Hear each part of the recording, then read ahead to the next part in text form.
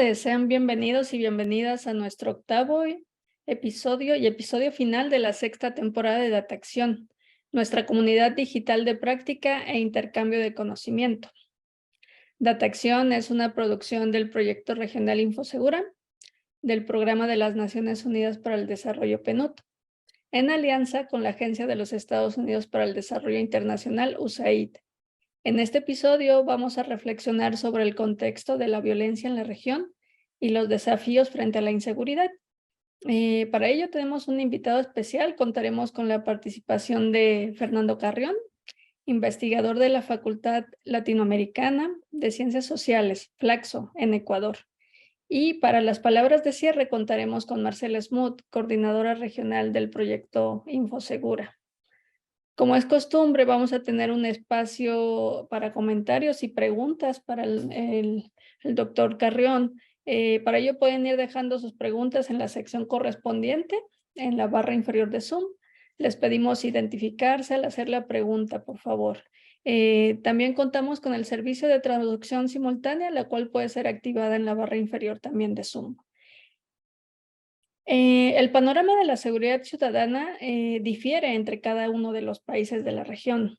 Por lo tanto, abordarlo requiere de instituciones sólidas, políticas específicas basadas en datos rigurosos y en una perspectiva multisectorial basada en derechos humanos. Desde el PNUD consideramos que la seguridad ciudadana requiere enfoques integrados, centrados en las personas, que incluyan la transformación de normas sociales y culturales, y que fortalezcan las soluciones a nivel local y comunitario para una convivencia pacífica y cohesionada. Con esto en mente, le voy a ceder el espacio a nuestro invitado el día de hoy, Fernando, investigador de la Facultad Latinoamericana, Flaxo, en Ecuador. Adelante, Fernando, bienvenido. Estás en mute, Fernando. Ahí sí. Listo. Perfecto, a ver, esperemos un ratito.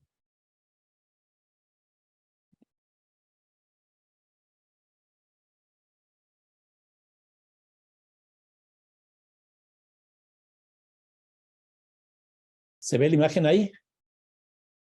Sí, perfecto. Bueno, muchísimas gracias por la invitación a USAID, al PNUD y obviamente a Infoseguridad, a través principalmente de Marcela Smoot, una querida amiga de hace muchos años. Lo que voy a poner a consideración de ustedes tiene el nombre de Red Global del Crimen, que es un concepto nuevo que estoy trabajando y que se estructura principalmente a través de un holding, es decir, un elemento central que arma muchas de estas cosas que estamos viviendo y luego sus vínculos con otras estructuras que se expresan de forma nacional y de forma local. Yo sostengo, y esto principalmente porque tuve la oportunidad de leer, probablemente algunos de ustedes también, un artículo que salió en el País de España hace aproximadamente 4 o 5 meses, donde señalaban que el nivel de violencia en América Latina había subido muchísimo desde México hasta Chile, es decir, prácticamente en todo el continente. Y me puse a ver algunos datos, alguna información, y bueno, el resultado es algo de esto que van a escuchar, que es parte de un libro que acabo justamente de terminar. Una cita que a mí me gusta mucho, además porque es una cita que ya tiene muchos años, una cita de 2006 de Moisés Naim, que él dice: nunca como ahora el crimen tiene la posibilidad, organización y capacidad de actuar a escala planetaria. Es decir, hoy día el crimen es de escala planetaria, porque sus actores son globales, adinerados y políticamente influyentes. Yo creo que esto, decir en el 2006, fue un cambio sustancial para empezar a pensar lo que estaba pasando en nuestra región. En otras palabras, es una estructura planetaria, un crimen organizado o red global del crimen, como yo la defino, que obviamente tiene muchísimos más recursos económicos y por eso también es más influyente políticamente. Si esto es así, una primera idea que quisiera plantearles a ustedes de forma general es que yo creo que el gran problema que tiene hoy día América Latina es justamente el de la violencia. Y esto por tres impactos que tiene. Uno, en la sociedad, la cantidad de personas que fallecen es impresionante, según el Banco Interamericano de Desarrollo, y lo voy a decir más explícitamente después. Fallecen sobre las 170,000 personas al año. Es francamente una tragedia, pero generalizada. Y eso tiene un impacto social impresionante. Una segunda cosa es que tiene un impacto económico también. Los costos de la violencia están en alrededor de 3.5% del PIB, que es una cantidad muy grande, son 261 millones de dólares. Eso es lo que nos dice el Banco Interamericano de Desarrollo también, lo cual muestra que si no se tiene una buena política económica, no se va a tener una buena política de seguridad, y al revés, una buena política de seguridad pues ayuda a tener políticas económicas buenas. Y en tercer lugar, tiene un impacto en la política de forma brutal. En el caso de mi país, este ha sido un año electoral. Hemos tenido prácticamente 3 elecciones, una de gobiernos territoriales para elegir provincias, cantones y parroquias, y otro para elegir presidente de la República y miembros del Parlamento. ¿Qué es lo que hemos tenido? 3 candidatos a la alcaldía asesinados, 2 alcaldes electos asesinados, un candidato a la presidencia asesinado y un candidato a la asamblea asesinado. El impacto en la política es brutal. Pero también en el descrédito que están teniendo las instituciones. La caída de la credibilidad de la justicia en América Latina es impresionante, como pasa también con la policía.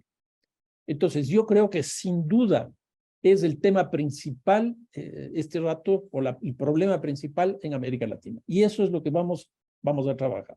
A manera de introducción, podríamos decir que en general se afirma que América Latina tiene tres condiciones que le hacen ser el continente, por un lado, más urbanizado del mundo. ¿Por qué? Porque habitan 57-58% de la población en ciudades, y en América Latina el 83%. Entonces, América Latina es la región más urbanizada del mundo porque tiene el 83% de la población viviendo en ciudades. Una segunda cosa es que es el continente más desigual del mundo, medido por el coeficiente de Gini, que justamente lo que hace es medir esa situación. Y en tercer lugar, es el continente también más violento que existe en el mundo.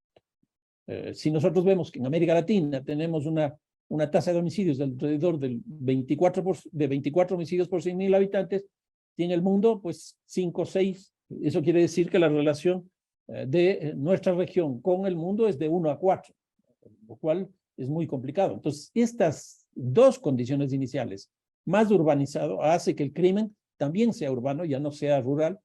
Y en segundo lugar, la desigualdad es una condición estructural que hace también que esto tienda a generar un tipo de violencia específico. En otras palabras, yo creo que podemos partir señalando y con fuerza de que la violencia que vive América Latina es de origen estructural. Y en segundo lugar, es que básicamente es una violencia de características urbanas. Veamos algunas de las características, van a ser 3 o 4. Una primera, ¿qué es lo que pasa con la violencia en general en América Latina? Una es que sin duda ha crecido significativamente. Si nosotros vemos las tasas de homicidio en el año 80, es decir, hace 40 y tantos años, más o menos lo que tenemos hoy día es casi el doble. Eso nos muestra justamente lo que estaba afirmando hace un momento, que lo que tenemos es un problema estructural. Porque si bien hay países, hay regiones que han subido más que otras y en otros momentos que han bajado, cuando uno ve la línea del tiempo y ve a largo plazo, es decir, 40 años, pues la tendencia es preocupante. Y se ve efectivamente que hay un nivel de crecimiento porque hay un problema estructural atrás. Esto del que les decía hace un momento, más de 170,000 por año, esto es dato, como les decía, del BID del año 2020. Hoy día debe ser un poco más alto, pero es un monto, o sea, es una tragedia, 170,000 personas. Y estos son datos del Latino Barómetro. Latino Barómetro es una empresa chilena, que hace encuestas de opinión pública en América Latina, y ahí ha llegado a la conclusión que en el año 2000 la seguridad ciudadana estaba en el 4º lugar. En el 2005, en el 2º lugar. Y desde el 2008 hasta ahora, en el 1er lugar. Sí, es impresionante. O sea, no solo que muere mucha gente, sino que eso se traduce en un drama que hace que la población empiece a reivindicar este como su problema principal. Entonces, ¿qué es lo que tenemos? Que la violencia ha crecido. En segundo lugar, que la violencia no solo que ha crecido, sino que se ha hecho mucho más violenta. Hoy día es común en muchos de nuestros países ver cuerpos desmembrados. No solo que se asesina a una persona, sino que se le corta la cabeza, los brazos, etc. No solo se mata a una persona, sino que también hay masacres. Por matar a una persona en una fiesta, por ejemplo, pues se mata a los que están ahí presentes, o en un restaurante. O si no, se hace explícitamente una masacre en un barrio específico. El sicariato, que si bien tiene condiciones históricas, pues este último tiempo ha crecido mucho. Y ahora estamos con la lógica de las bombas.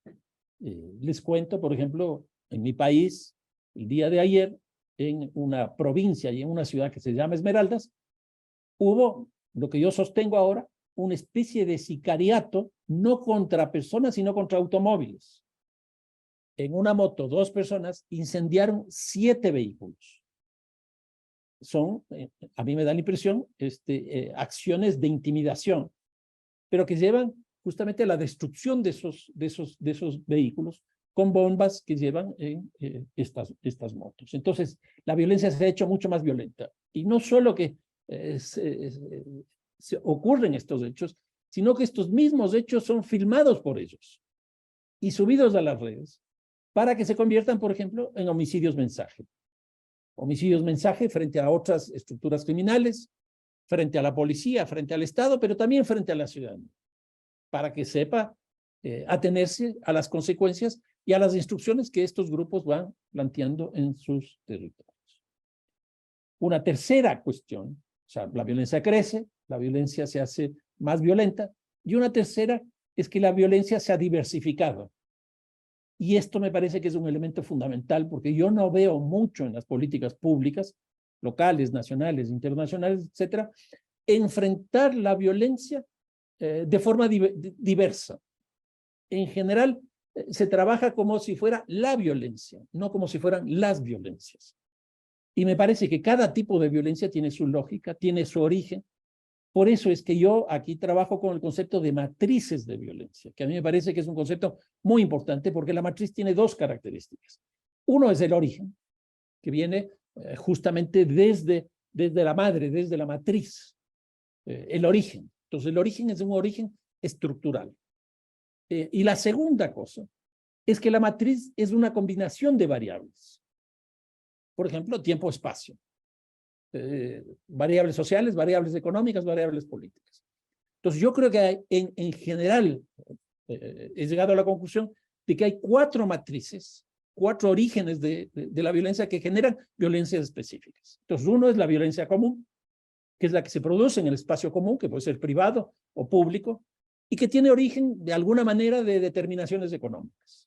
Yo creo que aquí mucho tiene que ver lo que está viviendo este rato América Latina por la crisis que provino principalmente de la pandemia del COVID-19, que hizo que la economía pues de América Latina y del mundo se venga abajo el empleo, se incremente la desigualdad y se incremente la pobreza. Y entonces, esas violencias básicamente lo que hacen es generar estrategias de sobrevivencia de una u otra forma. Eso tiene que tener un tipo de política específica. Una segunda matriz es la matriz de la violencia discriminatoria. Entonces, aquí tenemos ya no cuestiones económicas exclusivamente, sino en muchos casos culturales. Por ejemplo, el racismo. Por ejemplo, la xenofobia. Hoy día, con los procesos migratorios en términos internacionales que tenemos, está produciendo xenofobias muy fuertes que antes no teníamos, porque antes no teníamos esa migración. La migración que nosotros teníamos era una migración rural-urbana dentro de los estados nacionales, una migración interna. Pero ahora tenemos una migración urbana de carácter internacional. Y eso está generando estas xenofobias, el racismo, la violencia de género, que su expresión más violenta es justamente el femicidio y también el feminicidio. Entonces, aquí hay eso claro. Entonces, una segunda matriz es esta de las violencias discriminatorias por asimetrías de poder, por lo que sea, pero ahí tenemos una segunda matriz. Una tercera es la matriz de los mercados ilegales. Por ejemplo, el tema del contrabando, trata de personas, venta irregular de armas, migración ilegal, etcétera, etcétera. Y aquí principalmente el tema del narcotráfico. Yo creo que es el eje fundamental de esta matriz específica, que es la matriz de los mercados ilegales. Y la cuarta es la matriz de la violencia política, que en unos casos puede provenir del Estado, como ocurrió, por ejemplo, en las dictaduras militares en el Cono Sur, o como ocurrió en los levantamientos y los conflictos que surgieron en muchos de los países de América Latina en contra del Estado. Lo que ha pasado en el Perú, lo que ha pasado en Colombia, lo que ha pasado en Guatemala, en Nicaragua, en El Salvador, etcétera, etcétera. Y hoy día esa expresión de la violencia política es básicamente, yo diría, esta polarización o lo que llaman en la Argentina la grieta. Entonces yo creo que estas cuatro matrices deben ser trabajadas con políticas específicas porque cada una de ellas son absolutamente distintas. Y esto lleva a que incluso nosotros podamos encontrar que los asesinatos son muy distintos. Un asesinato en una violencia común es diferente a un asesinato en la violencia discriminatoria o en la violencia política o en la violencia de los mercados ilegales. O también, por ejemplo, las extorsiones. Entonces, es absolutamente necesario entender el origen de todo esto y entender las variables que están atrás para, en función de eso, poder trabajar. Los asesinatos o los homicidios no son exactamente iguales unos de otros. Y la última característica de la violencia en América Latina en estos últimos años, en este último siglo, llamémoslo así, es que la violencia ha cambiado y está cambiando de manera sustancial. Y aquí básicamente estaríamos pasando de una violencia tradicional, que era básicamente robos, hurtos, homicidios, esto que se llamaba o se llama la violencia interpersonal, hacia una violencia moderna donde se caracteriza por dos hechos fundamentales. Lo primero es que hay un objetivo explícito, por eso es que hay organización. Antes no, por ejemplo, se produce un homicidio en un bar, una cantina, porque discuten cualquier cosa, una riña y muere una de las personas. Pues la violencia actual, la violencia moderna, ya no es eso, sino básicamente a esta persona hay que matarle por tal y tal razón. O hay que ir a robar, o hay que ir a manejar un mercado ilegal, o hay que lavar recursos económicos, etcétera. Y todo eso es un objetivo que tiene ahí un grupo de personas.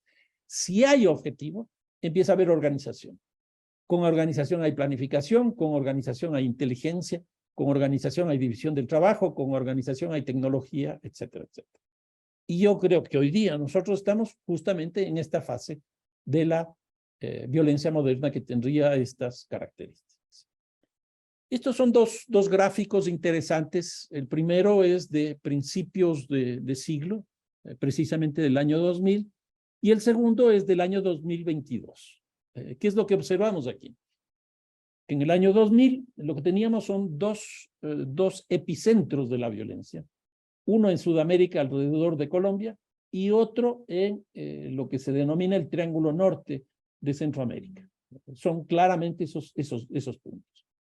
El caso de Brasil, yo creo que opera de forma autónoma y tiene un peso gravitante, porque por lo menos en Sudamérica, los únicos países que no son limítrofes son Chile y Ecuador, y eso hace que también su violencia termine irradiándose por todo el continente. En el segundo momento, lo que nosotros vemos es que, por ejemplo, el epicentro del Triángulo Norte se desplaza hacia el norte, hacia México, y México entra con una fuerza muy grande. Ahí hay una extensión, una ampliación. Y en el caso de Colombia, en el caso de Sudamérica, lo que tenemos claramente es un contagio, llamémoslo así, hacia Venezuela y hacia el Ecuador.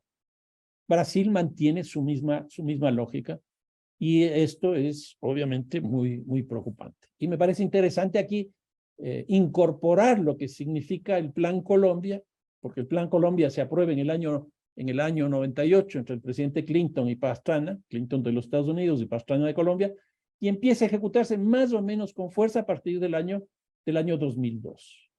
Y ahí se produce este efecto globo o efecto cucaracha que llaman en México, donde la violencia tiende a desplazarse, tiende a internacionalizarse. Y yo creo que estos dos mapas de alguna manera nos están mostrando esa situación.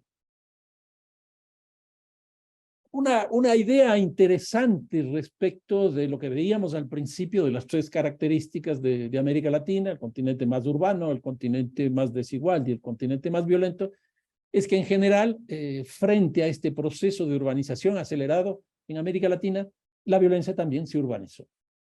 Y aquí hay que establecer una diferencia de los tipos de violencia que existen en el campo, que son más bien vinculados a la propiedad rural, qué sé yo, al ganado, a los medios de producción, pero también a las familias, es decir, a las tradiciones, etcétera. Esos son los tipos de violencia que existen, y en la ciudad ya existe toda una cosa totalmente distinta. Y aquí tiene mucho más peso lo que veíamos hace un momento, la violencia modelo, la organización. Y entonces, yo creo que hoy día, como decía hace un momento, que el principal problema de América Latina es la violencia, yo creo que podemos decir exactamente igual, yo soy urbanista, soy arquitecto, es que el principal problema de la ciudad hoy día ya no es el transporte, ya no es la vivienda, etcétera, etcétera, etcétera, sino que es la violencia. Sin duda es la violencia. Y esto hace que la violencia tienda a sumarse a los problemas clásicos de la ciudad, que son justamente los que les decía, la movilidad, el transporte, el agua potable, la vivienda, el espacio público, etcétera. Pero se suma, por lo pronto, y me parece que aquí hay un gran problema, autónomamente frente a los otros temas. Algo existe de forma más clara, yo diría, entre violencia y movilidad, violencia y transporte, pero todavía ni siquiera muy claro. Y yo sí creo que hay que empezar a trabajar este vínculo de la violencia con la ciudad. ¿Y por qué esto? Quizás por dos condiciones. La una, hay un académico colombiano, yo creo que es de los más interesantes que existen en este mundo, donde trabaja el tema de los imaginarios en América Latina. Y él sostiene que el imaginario más fuerte que existe en las ciudades de América Latina es el temor, es la inseguridad, es la percepción de inseguridad. Y este temor lo que hace es, por un lado, generar estigmas. Por ejemplo, el espacio público. Por ejemplo, el barrio tal. Por ejemplo, el parque tal. Entonces, ahí vamos construyendo desde la perspectiva del imaginario ciertos espacios, ciertos segmentos de la sociedad, ciertos sectores de la sociedad como violentos. Y nosotros sabemos perfectamente bien que nunca nadie reconoce la condición de violencia que generan. Entonces, por ejemplo, un país, uno hace la encuesta y la violencia viene del país fronterizo. No tenemos nosotros violencia, viene de afuera. Eso pasa con las ciudades, viene de la otra ciudad, de los barrios, viene del otro barrio, etcétera, de las familias también. Entonces, aquí hay un problema, porque hemos construido lo que Wacom diría los estigmas territoriales. Entonces, estigmatizamos, y con eso tenemos un impacto muy fuerte en las ciudades, que hace que este temor, este imaginario del miedo, cambie el tiempo de la ciudad. Entonces, por decir algo, uno viaja a tal ciudad, se encuentra con el amigo, la amiga, y lo primero que le dice, no salgas pasadas 8, 10, 11 de la noche. ¿Qué significa eso? Que se contrae el tiempo de la ciudad. Y no solo eso, sino que como sabemos que empiezan a robar a determinadas horas en determinados lugares, esos espacios, esos lugares, a esas horas empieza a contraerse. Hay una contracción del tiempo. Una segunda, también hay una reducción significativa del espacio. Porque igual me dicen, no vayas a tal parque, no vayas por tal calle, no vayas a tal barrio, porque el estigma está construido en esa perspectiva, y entonces, en última instancia, lo que hay es una reducción del espacio. Tenemos una reducción del tiempo, una reducción del espacio, y también de la sociedad. ¿Por qué? Porque si yo voy caminando por la calle, por una banqueta, por una vereda, y veo 2, 3 personas que vienen al otro lado, yo me voy a la del frente. ¿Por qué? porque el que viene es un potencial ladrón, un potencial asesino, un potencial criminal. ¿Qué significa con esto? Que estamos erosionando, que estamos transformando, negando la ciudad, porque la ciudad no es otra cosa más que tiempo, espacio y sociedad. Si todo eso se reduce, lo que estamos produciendo es algo que en algún libro que escribí a principios de este año en la editorial Springer, le llamé urbicidio, la muerte de la ciudad. Y yo creo que eso es lo que está ocurriendo. Y una segunda característica, si la primera es de este imaginario, como todo imaginario implica no solo una concepción, una visión de lo que ocurre, sino también una actuación en función de ese imaginario. Entonces, a mi manera de ver, lo que está ocurriendo es que el temor, el miedo, la percepción de inseguridad se convierten en principios urbanísticos. Y ese principio urbanístico termina siendo un origen estructural también para la reproducción de la violencia. ¿Y por qué? Porque este principio urbanístico lo que hace es, por ejemplo, modificar los comportamientos sociales, modificar las lógicas de uso de los espacios y empezar a producir una ciudad totalmente distinta. Y ahí yo sostengo que lo que está ocurriendo en las ciudades de América Latina ya no es la tradicional segregación urbana, la fragmentación urbana que teníamos, sino estamos viviendo la bunkerización. Que esto apareció a fines del siglo pasado en algunas ciudades de América Latina, bajo la lógica esta de la ciudad de los muros, que es un libro de Teresa Caldeira que escribió a principios de este siglo en San Pablo, pero que también son los famosos countries en Buenos Aires y los barrios cerrados que existen prácticamente en todas nuestras ciudades. Entonces, todo se cierra. Y es muy interesante esto de la bunkerización, porque, por ejemplo, para entrar a una urbanización, a uno le piden pasaporte, que es el DNI que tiene que entrar, mostrar a la persona que está ahí controlando. Pero eso no es suficiente. Tiene que llamar a la familia, a la vivienda, donde esta persona va y pedir autorización. Es decir, pasaporte y visa. Y eso tampoco es suficiente, porque tiene que pasar por el cacheo correspondiente o por las lógicas de la tecnología con los escáneres para ver qué lleva, qué pasa. En otras palabras, lo que estamos haciendo es construyendo un conjunto de fronteras dentro de la propia ciudad que nos está produciendo un nuevo contenido social, que ya no es el ciudadano, sino que es la foraneidad. Son ciudades de foráneos. ¿Por qué? Porque lo que hemos construido, siguiendo en este caso a Manuel Castells, él sostiene que la ciudad de América Latina es una constelación de espacios discontinuos. Una constelación de espacios discontinuos. La bunkerización nos lleva a eso. Y no solo nos lleva a la vivienda, al barrio, sino que antes lo que teníamos era el mercado, ahora tenemos el centro comercial. Básicamente por la lógica de la seguridad. Antes teníamos el parque, la plaza, donde hacíamos deporte, donde teníamos interacción social. Hoy día lo que se tiene es el club social, el club deportivo. Entonces, es la vivienda, es el comercio, es la recreación, etcétera, que nos va produciendo estos cambios sustanciales porque apareció un nuevo principio urbanístico que es justamente el de la percepción. Y esto me parece que es importante porque en general la gente que estudiamos violencia siempre hemos tratado de encontrar un determinismo de la ciudad a la violencia, pero muy poco el determinismo de la violencia a la ciudad, y me parece que eso se está convirtiendo también en un problema estructural para el desarrollo de la violencia en nuestras ciudades, en nuestros países.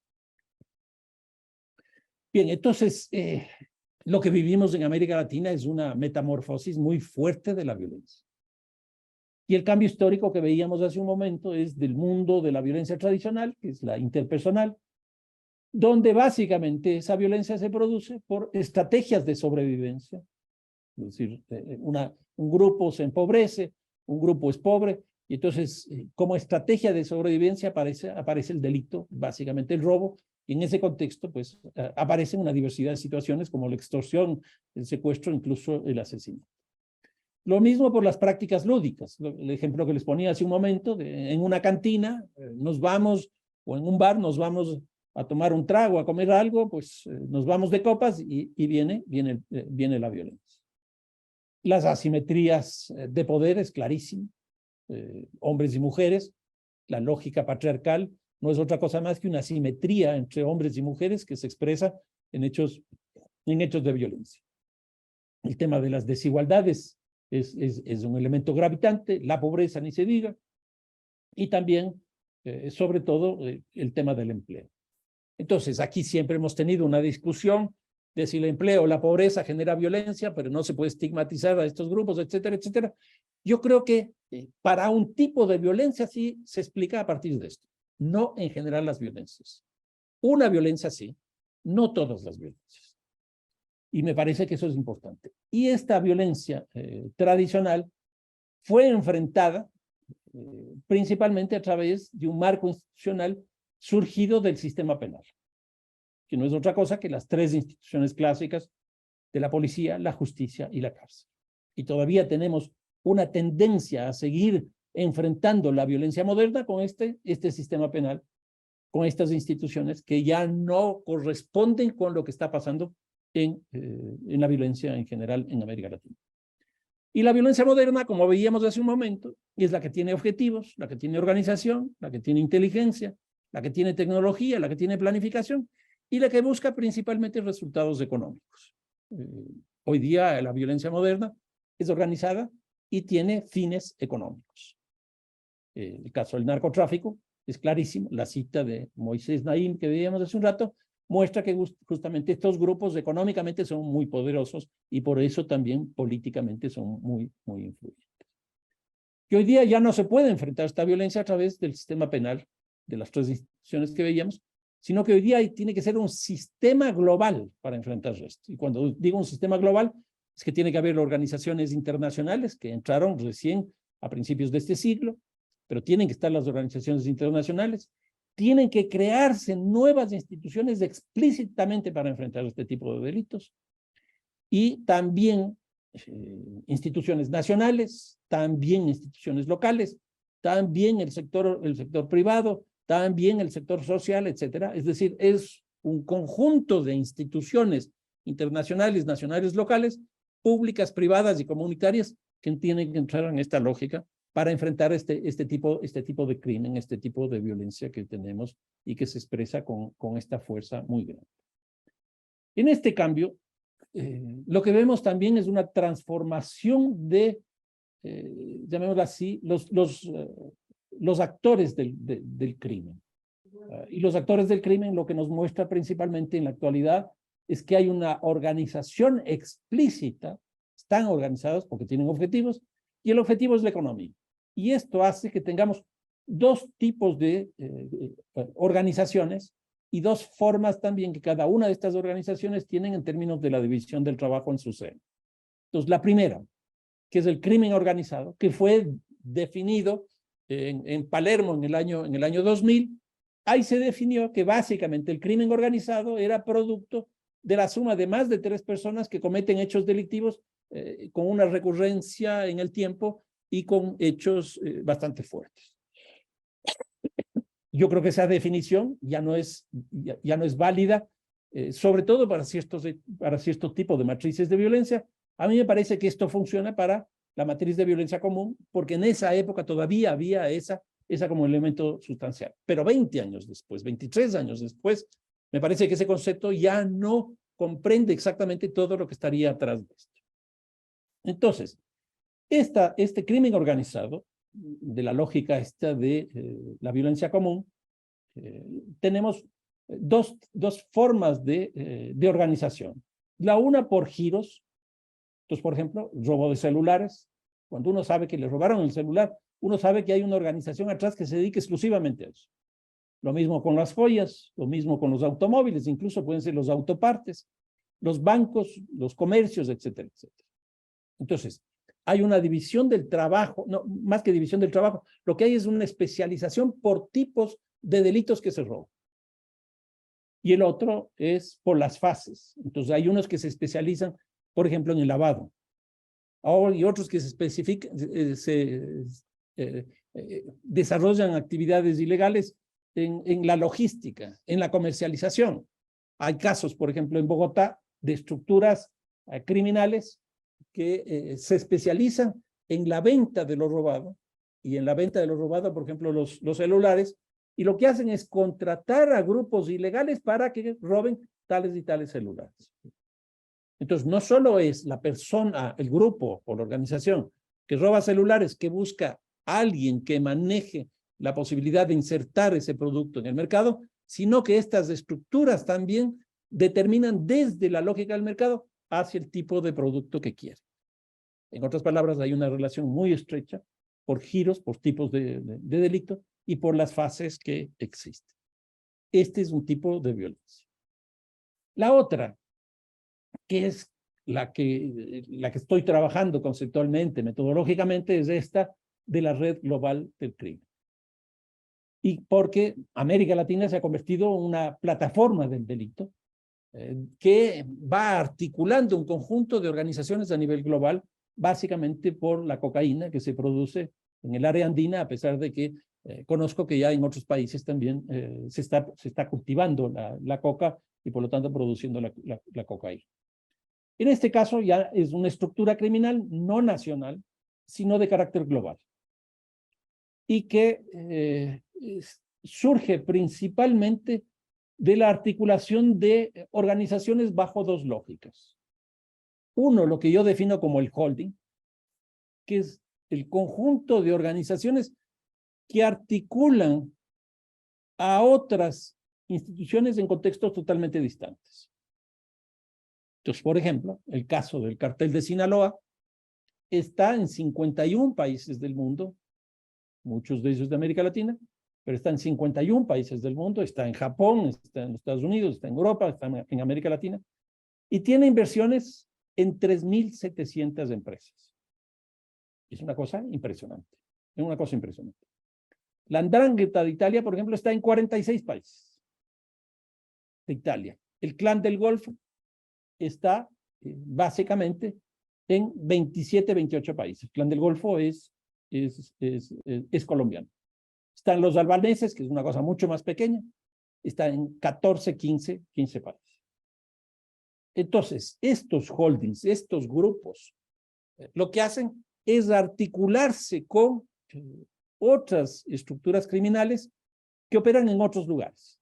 ¿Y cómo se hace eso? A través de una doble forma. Uno, la franquicia, que como ustedes saben es básicamente un modelo, y entonces se reproduce ese modelo. O la otra es la terciarización, que creo que es la expresión más generalizada, más común. Entonces aquí les pongo pues cuatro ejemplos. Cuatro ejemplos, a pesar de que aquí están tres. Uno, los rastrojos de Colombia, que se articulan, por ejemplo, al cartel de Sinaloa, pero también se articulan con los grupos locales ecuatorianos. Entonces aquí tenemos esa red global del crimen. O el caso de los choneros, que son ecuatorianos. Los ecuatorianos con este nombre, o con otros nombres, como por ejemplo R7, o bueno, son como 22, cada uno de ellos tiene articulaciones con para conformar esta red global del crimen con los holdings correspondientes. Aquí tiene mucho peso, obviamente el cartel de Sinaloa, Jalisco Nueva Generación, pero también está la 'Ndrangheta, aquí también está el primer comando de la capital, etc. Y en este último tiempo ha entrado con fuerza el Tren de Aragua, que nació básicamente en Venezuela.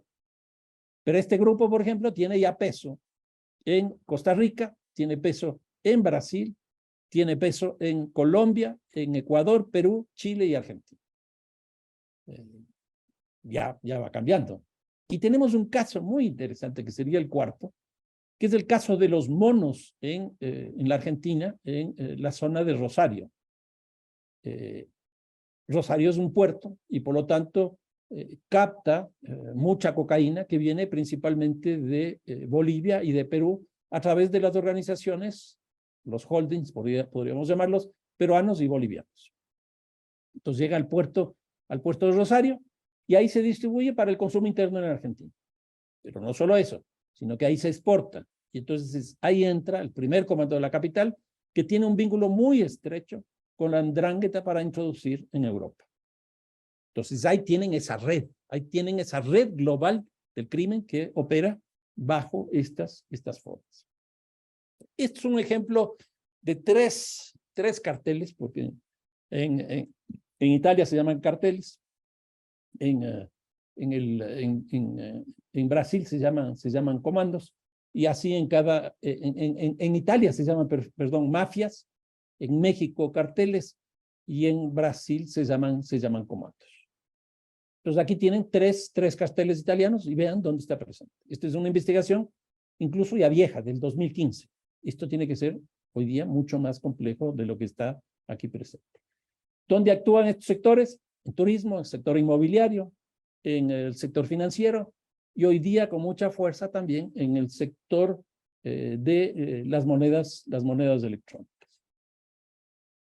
Esta red global del crimen entonces tiene una arquitectura delictiva, tiene una estructura que se conforma a través de sistemas integrados de nodos y de redes. Y aquí quiero que comparen el gráfico de la derecha, en la parte de arriba, el que está en blanco, ese es de la General Motors. Y el de abajo es el del narcotráfico, una imagen de Naciones Unidas. La lógica es exactamente igual. Es increíble.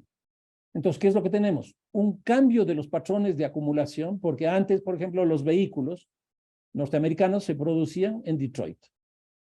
Hoy día eso se produce en los lugares de mayor consumo, que son donde convergen el conjunto de productos para el famoso ensamblaje. Entonces, hubo un cambio de la lógica con la globalización de la producción. Antes se producía en un lugar y de ahí se exportaba. Ahora lo que ocurre es que esa marca se globaliza y va a un lugar, a otro lugar, donde están próximos a los mercados de consumo, y ahí llegan todos los productos para transformar eso en un automóvil bajo la lógica esta que les estoy diciendo del ensamblaje. Pues en el caso del narcotráfico es exactamente igual. Entonces, ¿qué es lo que tenemos? Hoy día es una dispersión en el territorio global, pero integrados globalmente. La General Motors sigue siendo la General Motors, pero ya dejó de ser norteamericana, hoy día es global. Con la cocaína y con estos carteles globales, con estos holdings, pues pasa exactamente lo mismo. Entonces, lo que tenemos es una conectividad de territorios locales, nacionales y globales, y también de sectores de la economía, producto principalmente de esta movilidad de las fuerzas de producción que existen alrededor del mundo. Y esto ha hecho que los principales mercados de consumo de la droga esté localizado en tres espacios fundamentales. En las fronteras, que hoy día tienen mucho más población de la que tenían antes. Es interesante, una investigación que tuvimos la oportunidad de hacer, se ve claramente que el crecimiento de la población, la urbanización de las zonas de frontera es más alta que el promedio de la urbanización de cada uno de los países. En otras palabras, hay un proceso de migración que se modifica porque hoy día mucha población se está yendo a las zonas de frontera. Para que ustedes tengan una idea, en la frontera México-los Estados Unidos, en el lado mexicano hay 14 millones de personas. 14 millones es bastante población. Pero eso mismo está pasando en el sur del Brasil. Y está pasando en casi todas las fronteras. Venezuela, Colombia, en las fronteras de Centroamérica, etc. Entonces, un punto fundamental para enfrentar el tema de la violencia tienen que ver con las fronteras, porque son un espacio fundamental. Y no solo de crecimiento de la población, sino también de crecimiento de la economía. Y probablemente por eso es lo que está creciendo la urbanización en las zonas de frontera. Porque el crecimiento que está teniendo, el crecimiento económico que está teniendo la frontera, es más alto que el crecimiento del promedio de cada uno de esos países. Y esas economías básicamente son sustentadas en procesos ilegales, bajo la lógica esta de la asimetría complementaria.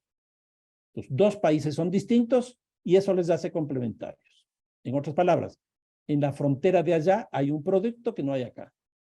En la frontera de allá hay un producto que es más barato que el de acá. En la frontera de allá hay un producto que es mejor que el de allá. ¿Cómo lo traigo? Lo traigo por contrabando. ¿Por qué? Porque las economías son cerradas. Entonces, ahí tenemos una lógica muy clara de la economía de frontera, de las ilegalidades que surge de un actor que es básicamente el contrabandista. Pero ¿qué es lo que ocurre hoy día? Ese contrabandista está subsumido, si se quiere, en una nueva estructura criminal. Esta que estamos hablando, la red global del crimen, donde ya no es el contrabandista el elemento principal, el actor principal, sino que es el traficante. Y el traficante ya no es exclusivamente una persona de frontera, sino que ese traficante, que es una estructura criminal, parte desde las lógicas, por ejemplo, de las zonas de producción de cocaína, de las zonas de migrantes, y todos esos van estructurados con estos traficantes que desde el lugar de cultivo, el lugar de producción, el lugar de donde sale la población y así sucesivamente, van integrándose con el contrabandista de frontera hasta que llega ese producto, esa persona, a uno u otro lugar. Asimetrías complementarias. Entonces, primero, las fronteras. En segundo lugar, las ciudades. Por lo que veíamos hace un rato, el proceso de urbanización está conduciendo a que las ciudades sean los elementos principales donde el delito se lleve a cabo. Aquí tienen que entrar los municipios. Antes, como no había ese proceso de urbanización, no era una institución necesaria. Hoy día, no solo que es necesaria, sino que es imprescindible. Porque existen dos tipos de ilegalidades, como vamos a ver. Una, la del asentamiento humano, y otra, la de los mercados ilegales. Entonces, en segundo lugar, las ciudades. Y en tercer lugar, los paraísos fiscales. Si nosotros no tenemos políticas explícitas para estos tres espacios fundamentales, esta famosa red global del crimen va a seguir creciendo de una manera muy compleja. Este es un gráfico que hicimos simplemente de la droga que pasa por el Ecuador, y aquí pueden ver cómo el Ecuador está articulado al mundo, y esto es muy interesante porque los productos de exportación claros del Ecuador son el petróleo, el banano, los camarones y flores, por ejemplo. Esto lo que nos muestra es que la droga hace que el Ecuador esté mucho más integrado que cualquiera de los otros bienes de exportación. Y eso que el Ecuador no cultiva coca, sí produce cocaína, pero no cultiva coca. Y produce cocaína básicamente por el efecto que veíamos del Plan Colombia, el efecto cucaracha, porque se trasladaron esas actividades de Colombia al caso ecuatoriano. Esto es clarísimo, y aquí les doy cifras. Los ingresos petroleros son 12.000, los ingresos del banano son 6.000, los del camarón son 4.000, y los ingresos por el narcotráfico 3.500. Es el tercer producto del Ecuador. Y miren la proyección internacional que tiene. La Cancillería no tiene una política frente a esto. Comercio Exterior tampoco tiene una política frente a esto. Nosotros tenemos que trabajar en términos estructurales, si no esto sigue creciendo. Una cuestión adicional sobre este comando central que es el holding, es que se articula con los distintos territorios, pero cada territorio tiene una forma distinta en términos económicos de articularse. Hasta la década de los años 80, 90, lo que teníamos era, por ejemplo, el cartel de Medellín o el cartel de Cali, de la familia Rodríguez Gacha o de Pablo Escobar, que ellos tenían el control del cultivo de la coca, de la producción de la cocaína, de los mercados de tránsito y del consumo dentro de los Estados Unidos. Por eso es que Pablo Escobar llegó a ser el hombre más rico del mundo. Hoy día eso es impensable. La economía política del narcotráfico ha hecho que cada uno de esos territorios esté fragmentado por esta nueva lógica del holding y esta nueva lógica que aparece de la terciarización. Entonces nosotros tenemos organizaciones que cultivan, organizaciones que producen, organizaciones que transitan, organizaciones que meten la droga, por ejemplo, a los Estados Unidos o a Brasil, y con quien maneja el mercado interno. Y entonces aquí aparecen cosas interesantes respecto de los precios. Esta es una información de la OEA. Entonces, la OEA lo que dice es que menos del 1% del total de ventas al por menor llega a los cultivadores. Menos del 1%. Mientras los traficantes en los países de tránsito obtienen una utilidad entre el 20 y el 25% de ingresos. Donde se cultiva la coca, 1%. Donde se transita entre 20 y 25, y donde se consume, es dato, como les digo, de la OEA, las terceras partes de los ingresos totales se encuentran al final de la cadena con ventas al menudeo. Es decir, los países de consumo es donde prácticamente se acumula esta gran riqueza que se produce en América Latina. Yo creo que lo que ha pasado con la cocaína es exactamente igual a lo que ha pasado con todos los productos de exportación de América Latina por la diferencia de los intercambios comerciales que hace que los países productores de esos bienes obtengan recursos mucho menores que los que terminan siendo los consumidores, y esto no es una cualidad exclusivamente de la cocaína, sino en general de la División Internacional del Trabajo en el ámbito del comercio. Una tercera idea es esta red global del crimen se asienta en una economía poderosísima. Hoy son más poderosos económicamente y más influyentes políticamente. Veamos los datos. En términos de la economía de la violencia, el costo de la violencia, como les había dicho, en el año 22 es de 261 millones de dólares, o el 3.5% del PIB de América Latina. Es impresionante. Una segunda consideración es que el presupuesto en el mismo año 22, porque es una misma investigación del BID, se llega a la conclusión que los presupuestos en seguridad de los estados nacionales es de 70,000 millones de dólares, esto es 1.55 del PIB. En otras palabras, aquí ya tenemos 5% del PIB. Y un tercer dato, que esto tengo que confirmarlo todavía, pero les doy con las reservas del caso, es que el lavado de activos en América Latina, según un investigador colombiano Portillo, sería del 7% del PIB, 400,000 millones de dólares. En otras palabras, si sumamos el costo de la violencia, el presupuesto de la seguridad y el lavado de activos, América Latina tendría 12% del PIB, o 731,000 millones de dólares. Es francamente brutal. Si nosotros no tenemos una política económica frente al tema del narcotráfico, pues estructuralmente va a seguir siendo exactamente igual. En la medida que pensemos solo policías, solo fuerzas armadas, y no tengamos una política económica frente al narcotráfico, la cosa va a ser muy complicada. Es interesante señalar, por ejemplo, de los presupuestos. Por ejemplo, países como Uruguay, Chile, Costa Rica tienen mayor presupuesto en políticas sociales que en políticas de seguridad. ¿No será que habrá que hacer algo de eso? ¿Por qué? Porque enfrentando el tema desde las políticas sociales, se modifican las estructuras profundas de nuestras sociedades para que no exista violencia. Yo creo que por ahí tenemos que empezar a trabajar para ver desde la perspectiva económica qué se puede hacer en esta perspectiva. En términos de políticas, y nos vamos ya acercando casi al final, yo creo que aquí, para definir políticas, tenemos que respondernos a tres preguntas clásicas cuando uno va a hacer política. ¿Quién hace las políticas? ¿Qué políticas se hace? ¿Y cómo se hacen esas políticas?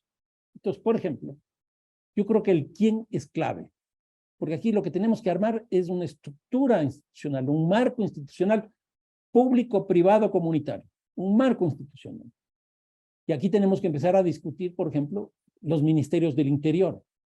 A mí me da la impresión que el Ministerio del Interior es una reminiscencia de la seguridad pública, que no es lo mismo que la seguridad ciudadana.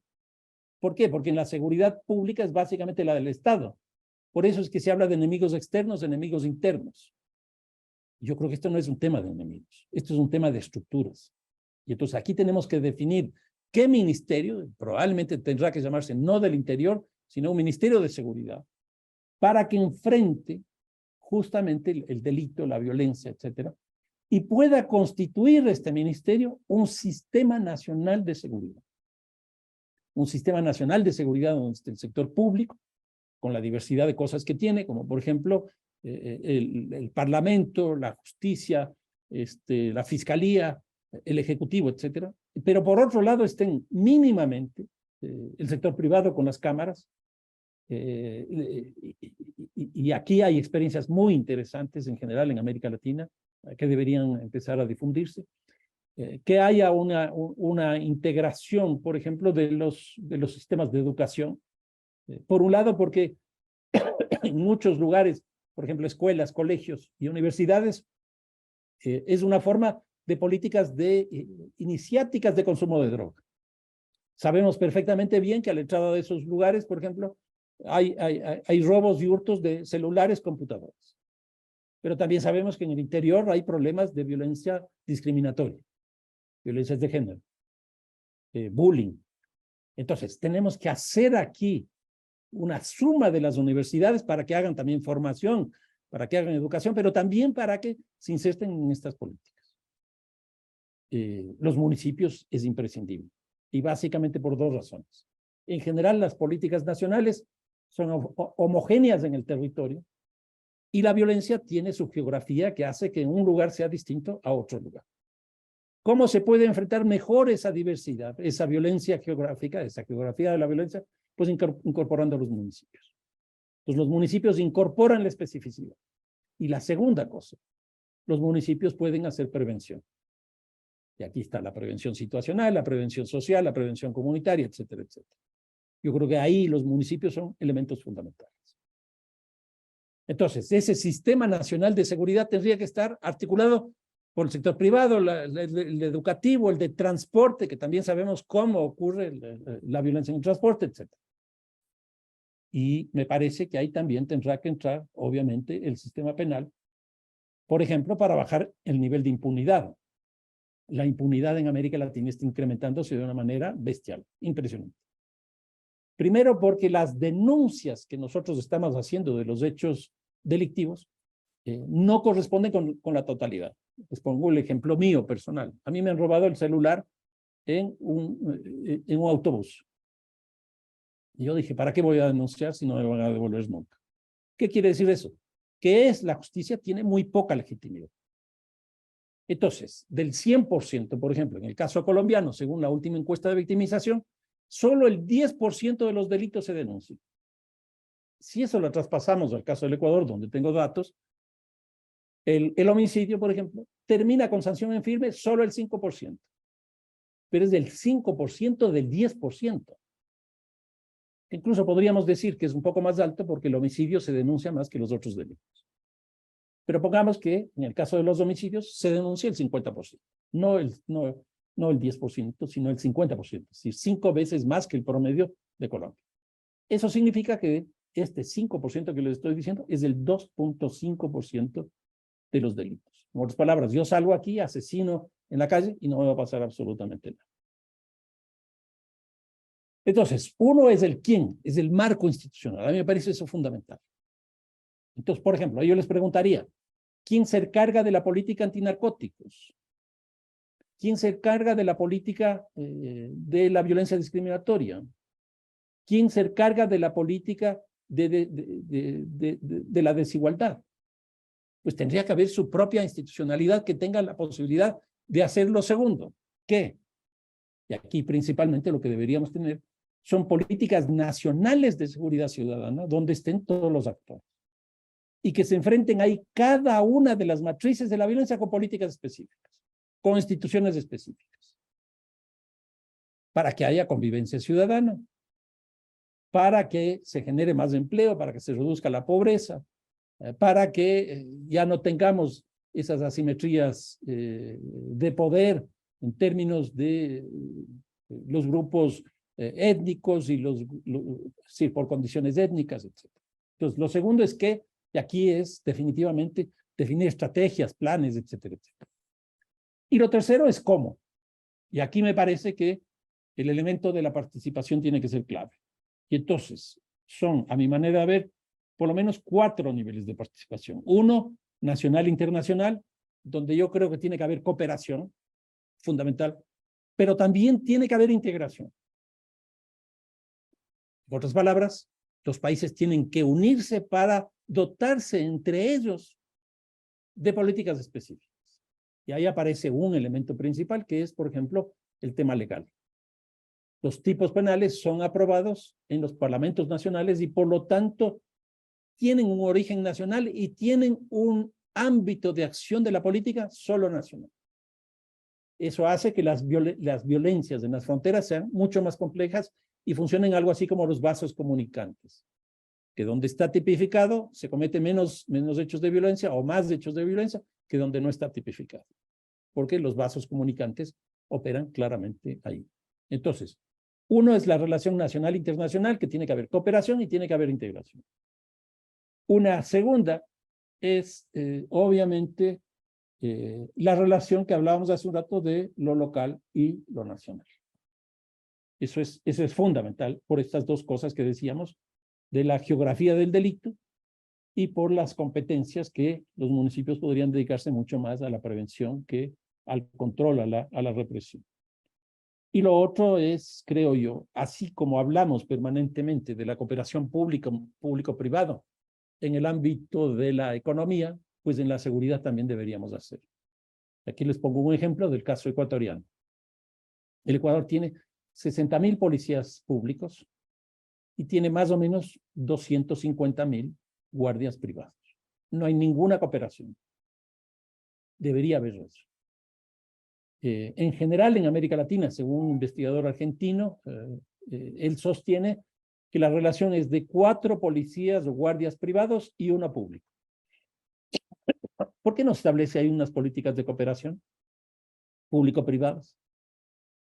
Aparte de eso, hay policías municipales, hay policías de tránsito, hay policías de migración, hay policías aduaneras. ¿Por qué todas ellas no se articulan bajo una estructura institucional?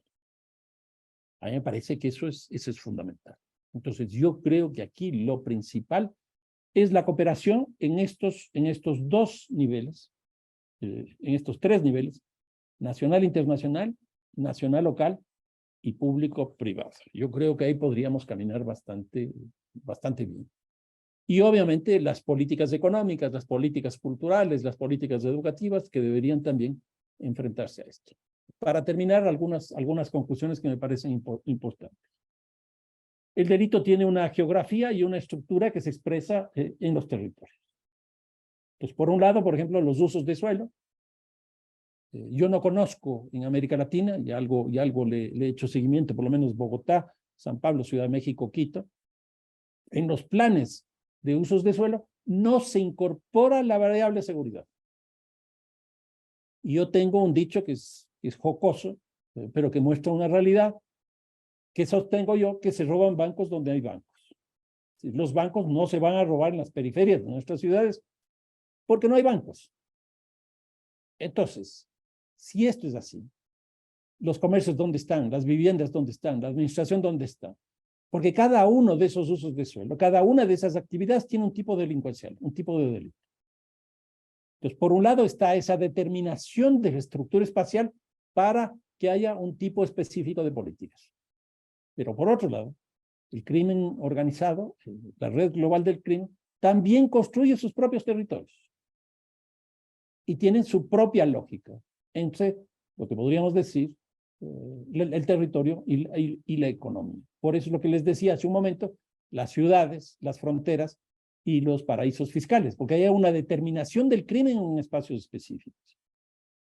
Y aquí lo que hay que ver es que cada tipo de delito tiene una recurrencia específica en tiempo y lugar.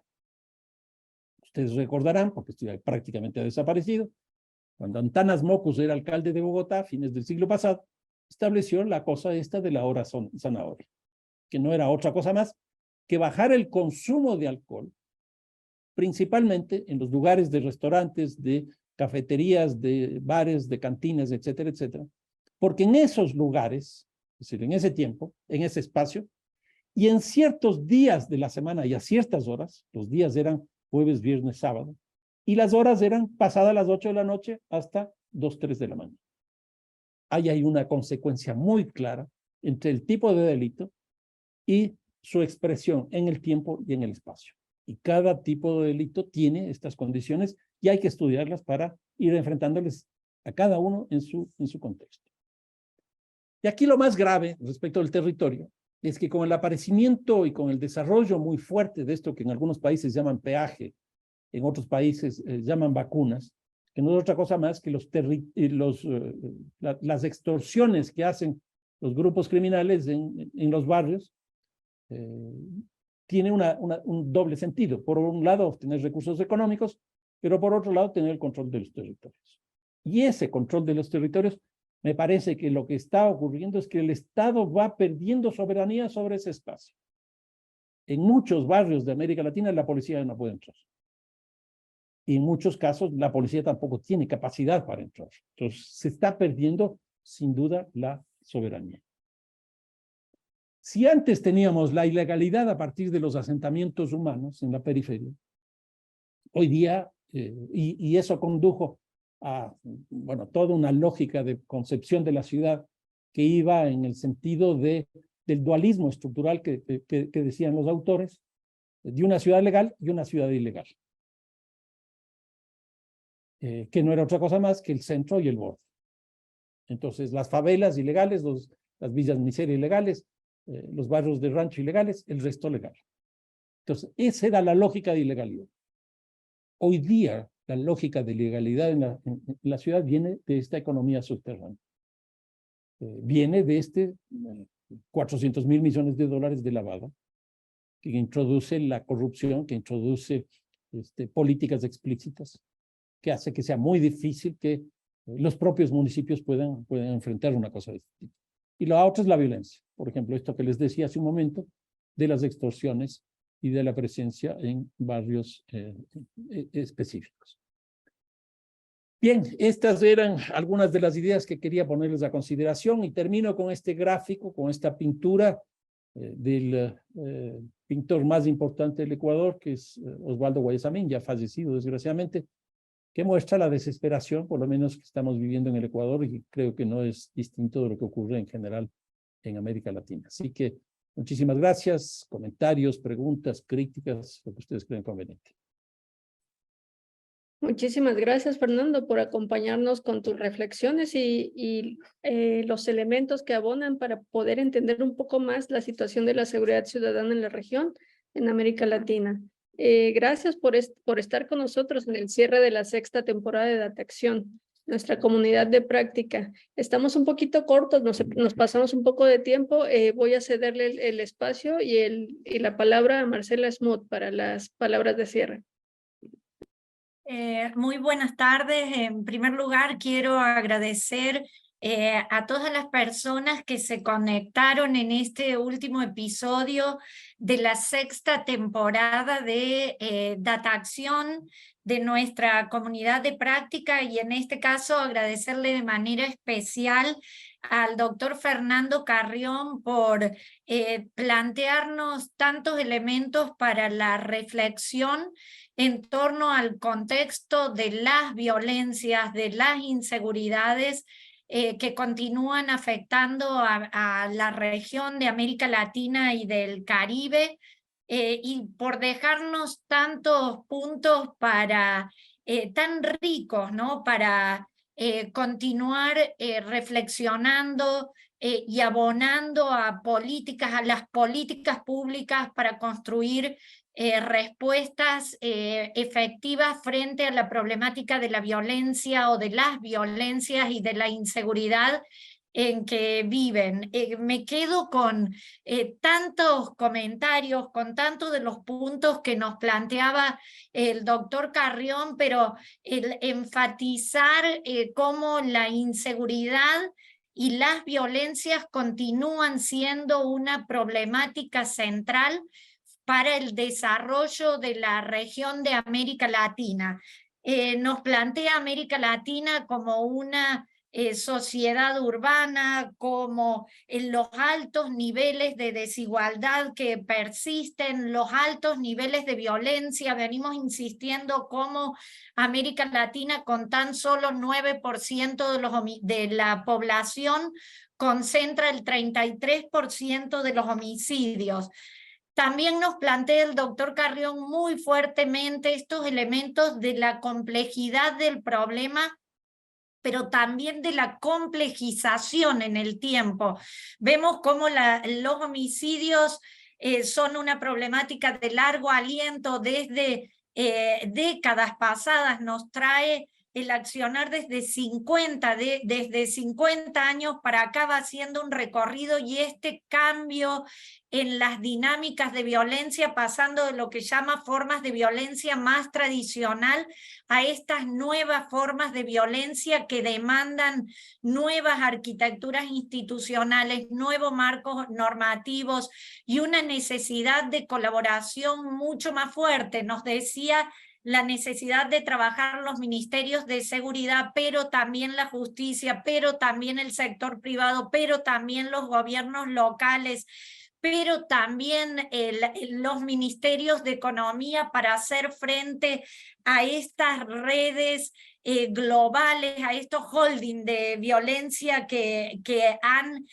complejizado la problemática, que tienen dinámicas transnacionales y que requieren respuestas globales, respuestas nacionales, respuestas territoriales.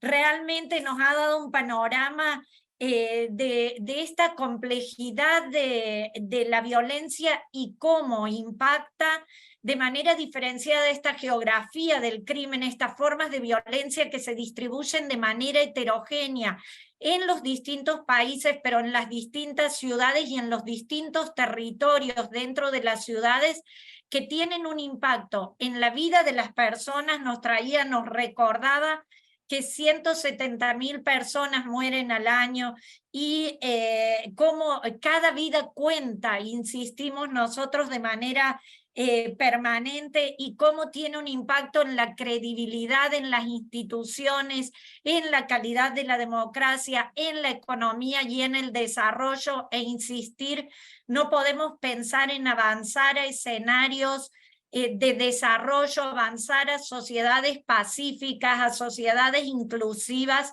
en contextos de altos niveles de violencia y de un problema de este nivel de complejidad y de complejización. Creo que nos deja muchísimos retos para seguir analizando y pensando, para buscar contribuir en la búsqueda de soluciones para responder a la problemática de la violencia. Yo quiero agradecer también de manera especial el día de hoy a las personas, a las instituciones que han participado a lo largo de estos 8 episodios de webinar, que han traído y que nos han permitido reflexionar sobre la situación y el contexto de violencia en los diferentes países de la región de Centroamérica y República Dominicana. Y acá un agradecimiento especial a nuestras contrapartes que contribuyeron en la presentación del análisis y en la discusión sobre formas de abordaje. También hemos tenido oportunidad de analizar las dinámicas de seguridad ciudadana y su relación con distintas formas de movilidad humana, o el impacto que tiene la violencia que sufren en las comunidades que van migrando tanto muchas veces en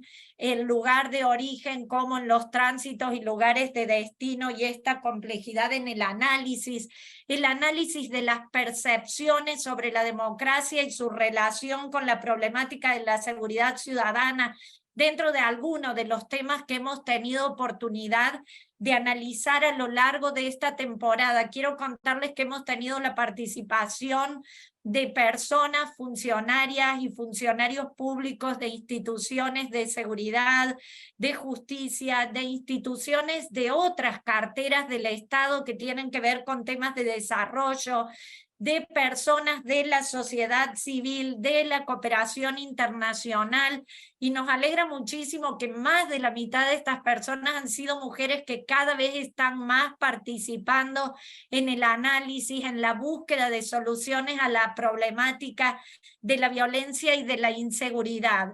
También, además de esta comunidad de práctica y de esta webinar, en el marco de Data Acción hemos tenido oportunidad este año de promover una serie de intercambios entre países para abordar temas de seguridad vial, de identificación de formas para la medición de la problemática de las personas desaparecidas, que son un gran reto en la región, también la medición de la conflictividad social, la medición de la violencia que afecta en centros escolares, entre otros temas. De esta manera, para nosotros, Data Acción continúa siendo el punto de encuentro, nuestra comunidad de práctica en la cual participan activamente personas de diferentes países y que vamos a terminar como último evento de este año en el desarrollo de la Semana de la Seguridad que tendrá lugar en Panamá del 14 al 16 de noviembre, y que es un espacio para el diálogo de alto nivel sobre políticas públicas de seguridad ciudadana y también para intercambiar a partir de investigaciones, de análisis, pero también de experiencias para hacer frente a la problemática de las violencias, de la inseguridad. Quiero por último, pero no menos importante, agradecer nuevamente a todas las personas que se conectaron en las distintas webinars, en los distintos episodios, a las personas que han contribuido con las presentaciones. Quiero agradecer de manera especial al equipo del proyecto regional Infosegura que han trabajado en la organización y en la producción de esta temporada de Data Acción, y acá estoy hablando tanto de los equipos de Infosegura trabajando en el PNUD, pero también en las instituciones socias y contrapartes con quienes cada día estamos avanzando en el análisis de la información.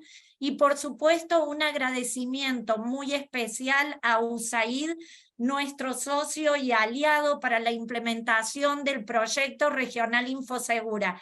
Agradecer por la confianza depositada en el PNUD para poder continuar avanzando en el análisis de la problemática, en el desarrollo de las capacidades, seguir trabajando para generar información que nos permita entender mejor esta problemática que tiene un impacto en el desarrollo y que requerimos de una atención para poder avanzar a escenarios de sociedades justas, pacíficas e inclusivas, tal como nos hemos comprometido en el marco de la Agenda de Desarrollo Sostenible 2030, particularmente en el objetivo 16. Muchísimas gracias a todas y a todos. La Semana de la Seguridad se estará transmitiendo de manera virtual. Vamos a compartir con ustedes también los canales para que puedan seguirla, quienes no puedan participar.